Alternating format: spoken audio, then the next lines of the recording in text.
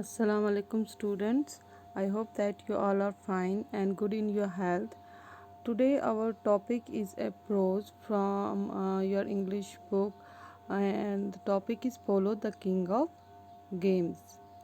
The king of games means this game is mostly played by the kings in ancient times.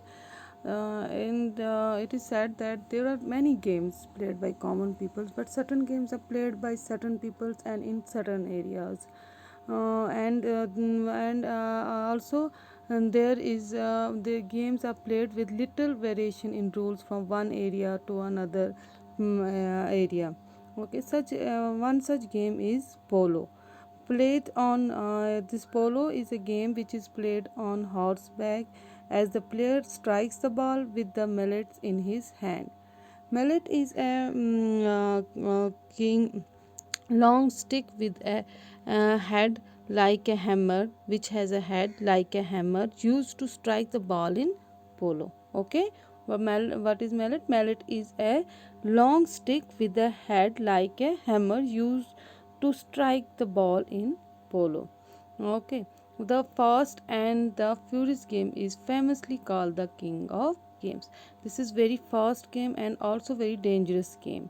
Okay, so this is mostly played by the kings in the ancient time. That's why this game is called the polo, the king of games.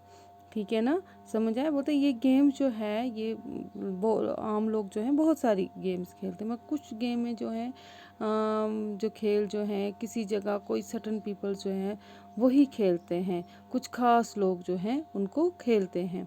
और जो ये है क्या बोलते हैं और उनमें जो है कुछ वेरिएशन होती है। एक जगह पे एक रूल होता है उस गेम का, सेम गेम होती है मगर वहाँ पे कुछ और रूल्स होते हैं। तो उन वैसी एक गेम ऐसी है जो पोलो है, जो घोड़े के ऊपर बैठ के खेली जाती है।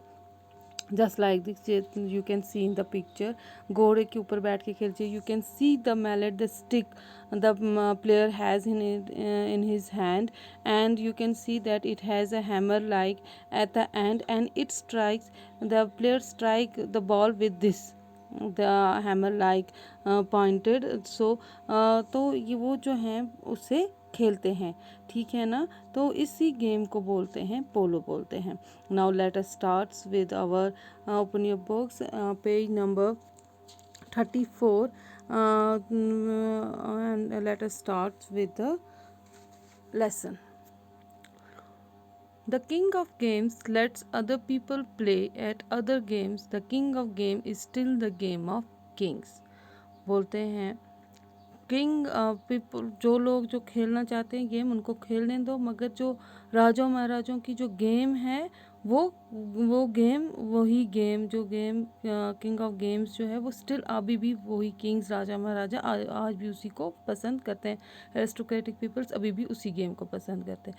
This words inscribed on a stone tablet beside A polo ground south of A fabled silk route from China to the west sum up the ancient history of the oldest organized sports in the world with its reputed 2500 years or more of existence।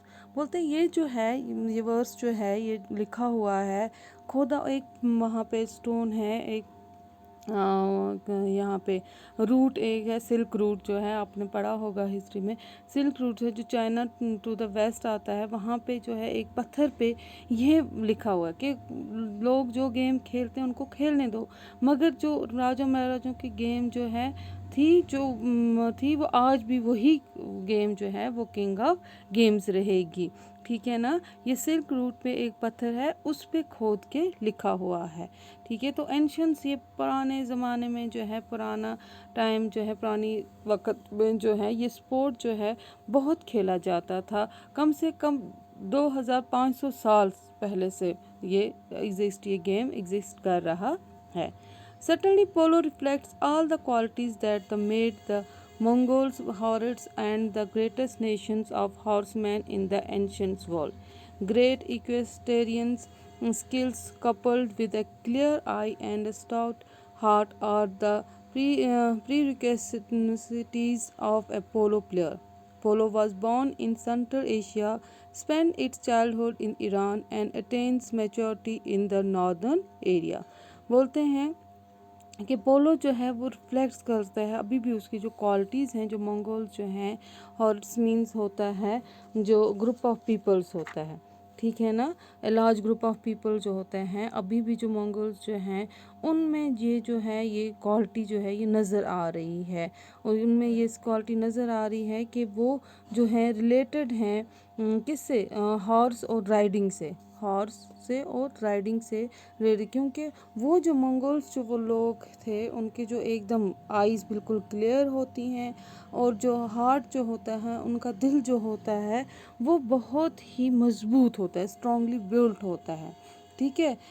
इक्वेस्ट्रियंस मतलब strong fat, ठीक है, fat और strongly built होता है उनका heart, आंखें बहुत तेज़, दिल मजबूत होता है उनका, ठीक है। और वो जो जो एक पोलो प्लेयर्स में चाहिए होता है।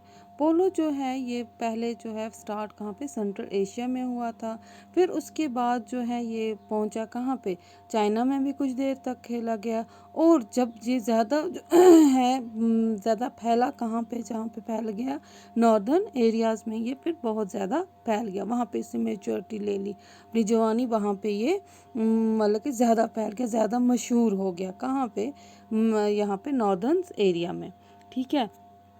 फिर जो है हमारा from the steps of the central Asia the games eventually spread as far as Japan, China, Tibet and India.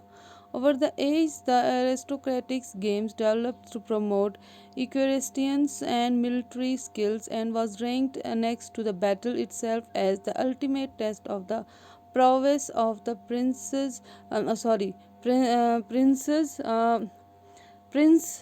and warriors.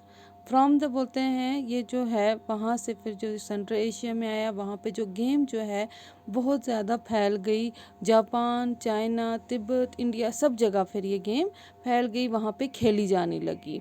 और ऐसे ही कुछ टाइम के बाद जो है ये एरिस्टोक्रेटिक्स जो लोग थे, ये गेम जो एरिस्टोक्रेटिक बन गई, बड़े लोग जो हैं राजा महाराजा वो इसको जो है खेलने लगे, वो क्या बोलते हैं वो लोग खेलने लगे जो बहुत मजबूत थे, स्ट्रांग थे मिलिट्री स्किल्स के लिए ये, और ये इस गेम को जो है बिल्कुल बैटल का मतलब कि लड़ाई के जैसा ये खेलने लगे, नेक्स्ट टू द ये बैटल, बिल्कुल लड़ाई के रैंक, पहले लड़ाई को देते थे उस time, next to the rank था इसके, बिल्कुल जब ये खेलते थे एकदम वो लड़ाई के मैदान जैसा वहाँ पे बन जाता था, ये टेस्ट करता था, ये तैयार करता था लड़ाई के लिए ये जो गेम खेलते थे, क्योंकि ये पावर्स जो होते हैं उनके प्रिंस जो होते हैं उनके, और जो वॉरियर्स होते हैं ये उनके पावर्स को जो है वहाँ पे, ताकि उनके जो वो हार्ट कितना, वो कितने ये हैं स्ट्रांगली बिल्ड हैं,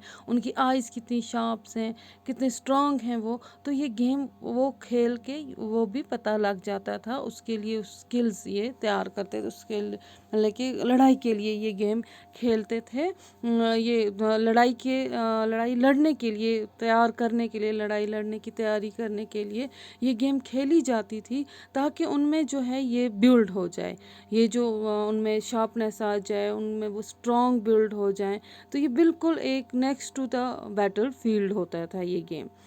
बोलते patronised by the kings and the horses cleverly, it is played by the likes of Darius, Genghis Khan and Alexander the Great in India. Polo was widely played in medieval time, as it is evident from the fact that the Sultan Qutbuddin Aibak, who built the Qutub Minar, died of a fatal accident while playing polo in Lahore. Under the Mughals, polo was the national sport of India until the end of the 16th century. बोलते हैं Kings ने जो है इसको जो है बहुत ज़्यादा ये पसंद करते थे इस गेम को, और इसको बहुत ज़्यादा बढ़ावा दिया। ये किंग्स जैसे कि Changez Khan, Alexander the great इसको बहुत पसंद करते थे। फिर इंडिया में जो है ये बहुत मिडिवल पीरियड में बहुत ज़्यादा खेला गया।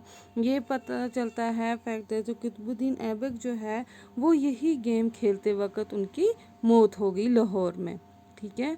और मुगल्स जो थे उन्होंने इसको पोलो को जो है नेशनल स्पोर्ट ऑफ इंडिया रखा था। आपको पता है आज जो है नेशनल स्पोर्ट ऑफ इंडिया कौन है? हम्म हॉकी है ना। तो आज जो नेशनल स्पोर्ट जो है इंडिया की वो हॉकी है। But at the Mughals times at the in the medieval period this polo was the national sport of India. कब तक था ये? एंड ऑफ 16th सेंचुरी था। During this period polo enjoyed the patronage of kings and nobles and was widely played in the province of the empires and in the court of Rajput kings। बोलते हैं इस period में जो है पोलो बहुत ज़्यादा Kings खेलते थे, जो बड़े नोबल्स लोग थे, बड़े लोग थे, वो खेलते थे। कहाँ पे? अपने राज में खेलते थे, अपने जो और जो राजपूत जो किंग्स जो थे वो भी खेलते थे अपने राज के अंदर, अपने कोर्ट के, अपने पैलेस के अंदर, अपने उसके पैलेस के अंदर जो कोर्ट्स हैं वहाँ पे इसको बहुत ज़्यादा पसंद, अपने एम्पायर के अंदर, अपने राज में ये बहुत ज़्यादा खेला करते थे। ठीक है। In the settled time of the 18th century polo almost vanished from the Indian scene. मगर फिर कुछ टाइम के बाद जो है 18th सेंचुरी में पोलो जो था बिल्कुल ही गायब ही हो गया इंडियन सीन से। मतलब कि इंडिया में जो है ये बहुत ज़्यादा पसंद की। Even the at the 16th century it was the what we can say that the national sport of India. Mughals has called it national sports, but at the end of the 18th century, time of the 18th century, it was almost vanished from the Indian scenes as it was mostly played by the kings, Rajputs वगैरह। So you people will read this yourself, and inshallah we will continue tomorrow next from the next page.